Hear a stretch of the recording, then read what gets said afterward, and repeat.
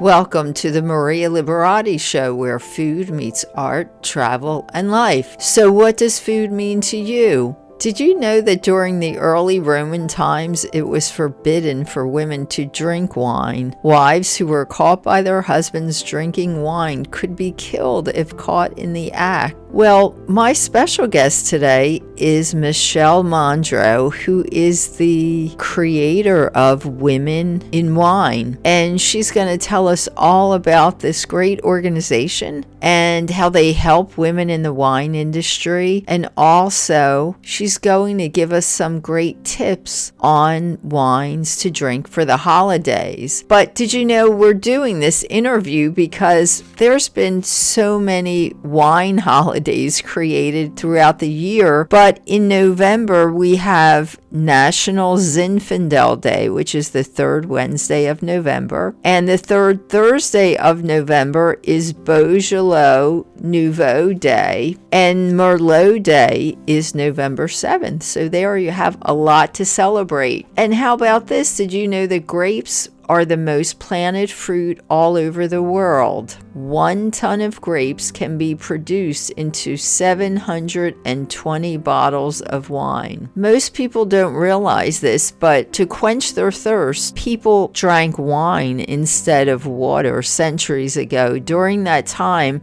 water was not clean all the time, and natural fermentation when the wine is made could kill the germs caused by salmonella and cholera. So people actually mostly drank wine, not water. Here's another interesting fact about wine. In ancient Greece, the host of dinner would take the first sip of wine to assure that the wine served to the guests was not poisoned. And this was where the phrase drinking to one's health originated. There are 10,000 varieties of wine grapes that exist worldwide. And here's some more interesting facts about wine. Did you know that the top 3 most significant producers of wine in the world are France, Spain, and Italy? The US ranks 4th, followed by China in 5th place. And while China is only the 5th largest wine producing country globally, it's the leading market for red wine. It's not only because of the flavor, but the red color of the wine is considered lucky in Chinese culture. And did you know that toasting, when you toast with a glass of wine, originated in ancient Rome? It comes from dropping a piece of toasted bread in wine to soften bitter tastes. And most people don't realize this, but wine is made with grapes, so everyone knows that. But they're not the typical table grapes that you can find at the supermarket. And did you know that there's a proper way to hold a wine glass? The proper way is to hold it by the stem so that your hand does not warm the glass and increase the temperature of the wine. Stay with me for my interview with Michelle Mandro from Women in Wine. And today we're here with Michelle Mandro. She is the founder of Wine Country Women. And she's going to tell us all about that. Sounds like it's very, very interesting. And also, she's going to tell us about some suggestions for wines for the upcoming holidays, Thanksgiving and all the holidays coming up. Michelle, thank you so much for being here. Well, Maria, it is a great pleasure to be with you today. Great. So tell us a little bit about Wine Country Women, and I guess how did you decide to start that? Oh, wow. Well, first of all, I would say that Wine Country Women is a luxury entertainment brand. We are Uh-huh. the only organization that allows you to read about, hear from, and meet trailblazing women in wine country. So we're more than a product. We are a community. Mm-hmm. And how I got here is kind of unique. I relocated to the Napa Valley in 2005 as the executive director of the American Institute of Wine and Food, which was started by Robert Mondavi and Julia Child. And in 2012, I had this great idea for a lifestyle television show that was going to place a spotlight on women in wine country. Yes. And it was just kind of like pull the curtain back and let people see what wine country was all about through the eyes of a diverse group of women. And I tried to make that work for over a year. And everyone, all the production companies and producers were excited to talk about it. But at the end of the day, they all wanted it to be a table turning, trash talking show. So you got to remember, this is 2012. Yes. So in the height of kind of the housewives shows. So so I that wasn't the type of show that I wanted to do. So ultimately I thanked the group of women that had embraced this concept that I had to be a part of this show. I thanked them for their support and their participation. I said, I'm putting this aside, and several months passed and people would say to me, whatever happened to that television show you were trying to make happen? And I said, well, apparently nobody had watched it. And they're like, oh my gosh, I so would have watched it. And I said, well, thanks so much. And several months continued to pass. And then I had this epiphany. I could take the concept for that television show, which I originally pitched as Robin Leach's Lifestyles of the Rich and Famous, with a little bit of Food Network and a pinch of organic housewives, kind of take that concept and apply it to a series of books, and maybe the television show would come.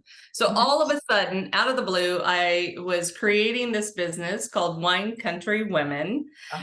And I partnered with a Bay Area publisher on my very first book, and launched my first book in 2017, and Wine Country Women was born. So here we are. Wow. And is it a TV show now? It is not a TV show. There has been a lot of conversations since we've started Wine Country Women. And we are actually in conversation about producing 3 different shows now. So there's still the possibility that my original concept will come about. And it's an exciting time. I have 3 books out now and 2 that are due out next year. And then I'm going to kind of take a hiatus from books for a while. But it does look like the television show is finally going to come to fruition. So it's almost, 11 years later. It takes a while. And I know when I had first started, I was approached by these companies that wanted to do, production companies wanted to do like these trashy versions of food and all that. And I just I didn't go with it. And I ended up doing something with PBS where they let me just do what I wanted to do. But that was about 5 or 6 years ago. And that was just a short run series. So I know exactly what you're talking about, but now you probably can kind of run with it on your own. But it sounds like, I mean, with all the books you have, that keeps you really busy. I know. So well, yes, the books have kept me very, very busy. They feature a lot of women, and there's a lot of corralling to get information. But it's allowed us to really create this fantastic community that we have. So I'm very grateful for what we've been able to create, even though the television show hasn't materialized quite yet. So the books that you have, it sounds like Wine Country Women. So are they about women in the wine industry? Is that what it is? So the books, I say, capture a snapshot of the wine region through the eyes of the women who live there. And so each book has a focus on, I say, beverage and culinary, but heavy on the wine industry. So a lot of winery owners and winemakers, but you'll get the occasional cheesemaker or restaurateur or chef in the books as well. And so what's great about these books is they're coffee table size books.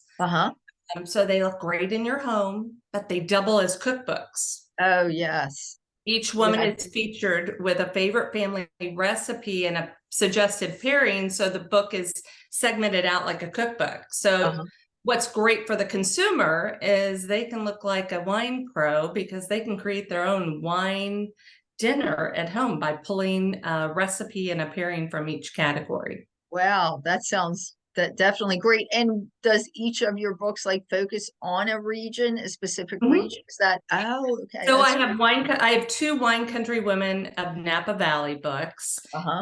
The idea, my first book was Napa Valley. So the idea was to do my domestic trilogy. So I was going to focus on what I believe to be the three best wine regions our country had to offer. So it was going to be Napa Valley, Sonoma County, and Willamette Valley. Then we had that little thing called the pandemic, yes, which is the gift that keeps on giving. Yes, exactly.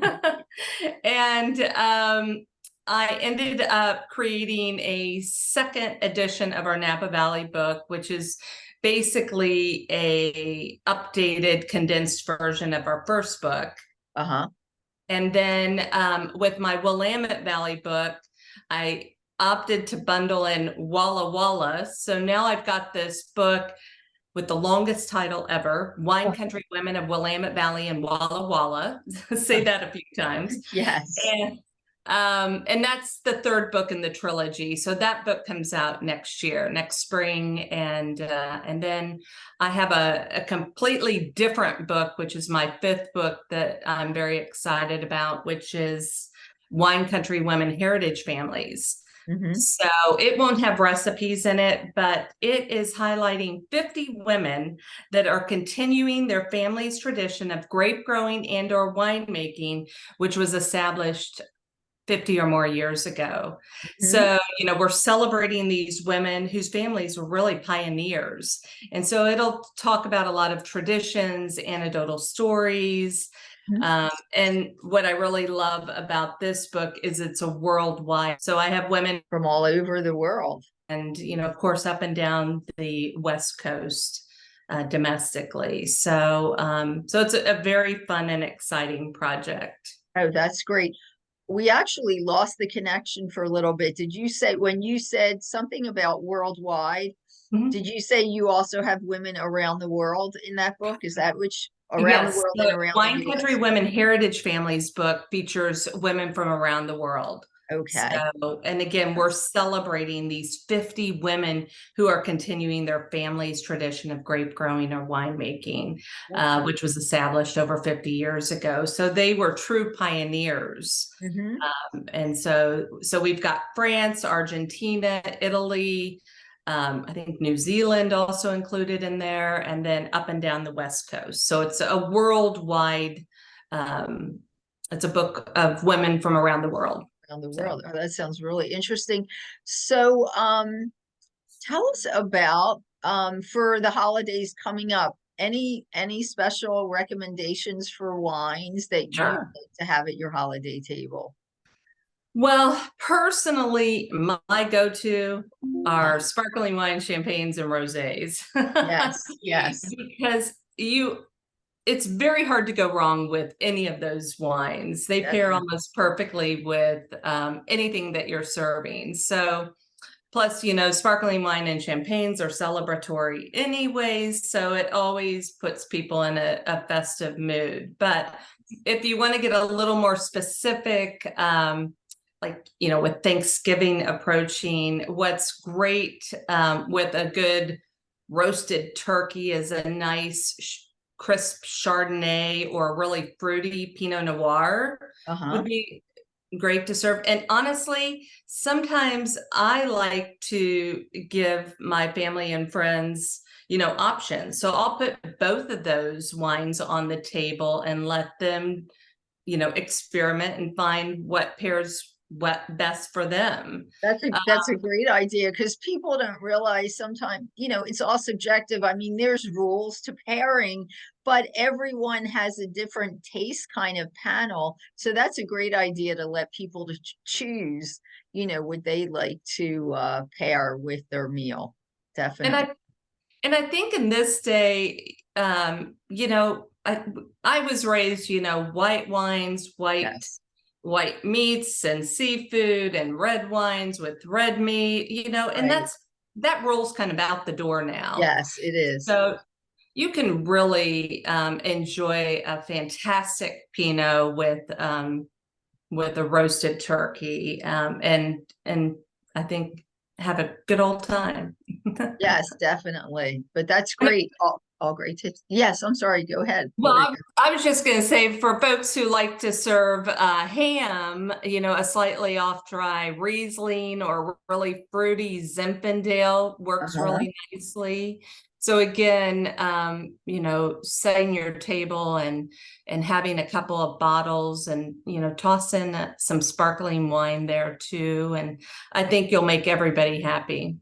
Definitely. That sounds like a great idea. So, tell us where everybody, where my listening listening audience, I'm sorry, where that word came from. I have no idea. My listening audience can find your books and more info on Wine Country Women. Sure. So all of our books are on our website, which Uh-huh. is winecountrywomen.com. Okay. There is our very first book can be found on Amazon. Uh-huh. Um, but you can also find it on our website too. Uh-huh. And you can learn about all the great things that we've got going on with Wine Country Women on our website if you go to our shop page. Mhm. So we've got 2 annual events that we do a year. So our next one is our International Women's Day event. So you can see that event. We have Vitaly Tatangier from Champagne, France. That's our keynote speaker. It's going to be February 25th. So you'll see that on our shop page as well as our books. Mhm. We've got a scholarship that we've created, so you can donate to that. Pretty soon, we'll be auctioning off wine from our International Women's Day event as a fundraiser for our scholarship. So that's something else people will be able to, get a raffle of, if you will. So a lot of good information on our website, including a list of our community of women. We've got about 300 plus women that are part of the Wine Country Women family. So you can see that in the women's tab. Very, very interesting. Yes, I've in the past few years, I have to say that when I do like a lot of personal appearances at different like consumer events, I've met a lot of women that are, taking over these vineyards. So it's very interesting, and I think it's definitely happening. And yes, I was just so impressed because I've met a lot of women that are running vineyards, which is really neat. I So, think it's slowly more and more women are coming to the industry. And what we try to do is educate people on the different roles that are available and, provide them that scholarship funding to help support their interests that's if they choose to pursue a career. That's great. That's great. Yes, because I know there are lots of females out there that want to get in that, and of course, when people think of it as a typically male Dominated. profession, yes, dominated. They don't know where to begin, and it sounds like Wine Country Women definitely is a great assistance or help for something like that. That's great. Sure. And I would also share that we have a podcast with Uh-huh. over 190 shows. Uh-huh. And each one of those shows, which averages about 30 minutes, gives you a chance to learn about this woman in wine country, Uh-huh. not only her career, but Mm-hmm. her personal life in wine country too. So it's a great way to get to know, different women Uh-huh. throughout Sonoma County and Napa Valley, Willamette Valley, and beyond. Mm-hmm. So it's a great way to learn how people come to the wine industry, the career path Exactly. they've taken. So there's basically 3 ways. You Mm-hmm. either follow a dream, you marry into it, or you grew up there. so Yes. so so it's fun to hear everyone's personal stories. Definitely. Great. Well, Michelle, thank you so much for being with us. And happy holidays and much success. And hopefully we'll hear from you in the near future. Keep us posted and reach out again. We'd love to have you on again. Well, Maria, you've been fantastic, and I'm so honored to have the opportunity to be here with you today. Thank you. Thanks again, Michelle. Take care. Thanks, Maria. Happy holidays. Yes. Thanks for listening to the Maria Liberati Show, and thanks for joining us for this week's interview with Michelle Mandro from Women in Wine. And as always, thanks to my producer, Britton Roselle. And a special thanks to everyone that came out to my sold-out event at the Southampton Library this past weekend. It was great meeting everyone and getting to cook with everyone. And hopefully you'll join us for the December 2nd event that's at 2 p.m. at the Southampton Library. And as always, you can find me at marialiberati.com, at artoflivingprimamedia.com. That's where you can find my cookbook series. You can also find me on Instagram at Maria Liberati, on Facebook at Chef Maria Liberati, on Vimeo at Maria Liberati, our new YouTube channel for the Maria Liberati Show podcast, where you can see many of these podcasts in video, and that's just called the Maria Liberati Show. And my Roku channel, The Basic Art of Italian Cooking by Maria Liberati, and on Pinterest at Maria Liberati, and Twitter at Maria Liberati, and on LinkedIn at M Liberati. And until next time, peace, love, and pasta.